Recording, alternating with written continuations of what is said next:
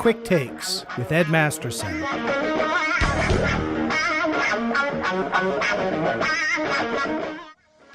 I've noticed, as you know, as I'm going through some of the magazines, that high-end speakers, I've seen quite a few of them talk about them having this technology, and I mean, I'm talking in a pretty high price range. We're seeing it come into play more and more. I mean, there's companies that have done it from the very beginning. So again, when we talk about digital signal processing, a DAC is a digital signal processor. Right. Okay, so a speaker may have DSP. That doesn't mean it's trying to alter the sound to correct for the sound of the differences in the sound of your room. It may just be using digital signal processing to do crossovers, rather than classic, passive crossovers. Doing the crossovers in the digital domain, so to speak. So there's a number of applications for DSP that might make this a little ambiguous, but I think for most people, you were talking about EQ. Home theater receivers are famous for having a microphone that you put there and a button. Makes a bunch of different sounds come out of all the speakers. It tries to get a picture of what the room sounds like, and then it tries to apply this, this filter, to reshape the signal to your room to make it sound the best. And I don't use them.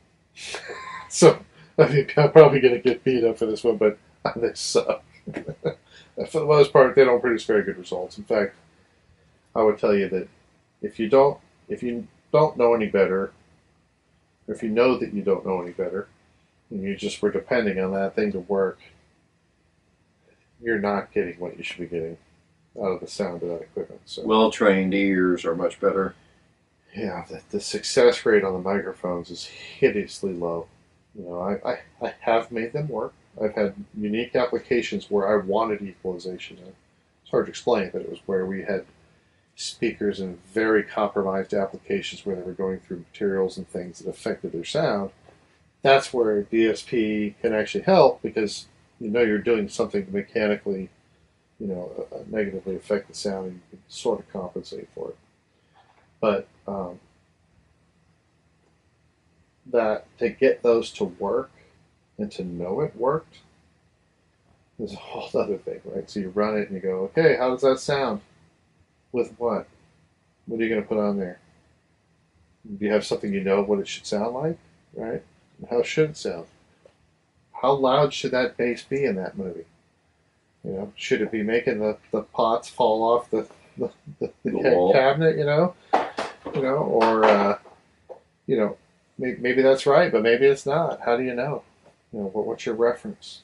And that's kind of what we're all about. It's like those of us that are fortunate enough to do what we love, I get to play with this all the time, and so I listen to things over and over and over, and I hear them on different systems, and I can hear, I have a reference really as my system, the one that I know, the best sound that I've spent a lot of time with.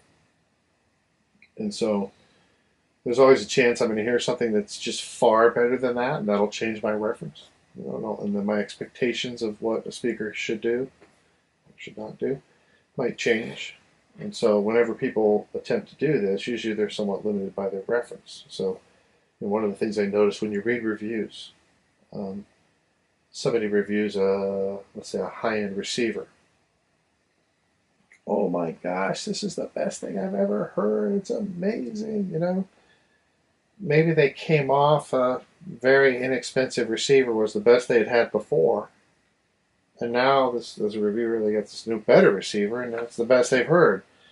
Once they get, even better, say, separates like this, they may not think so much of the quality of the one that they thought was the best ever.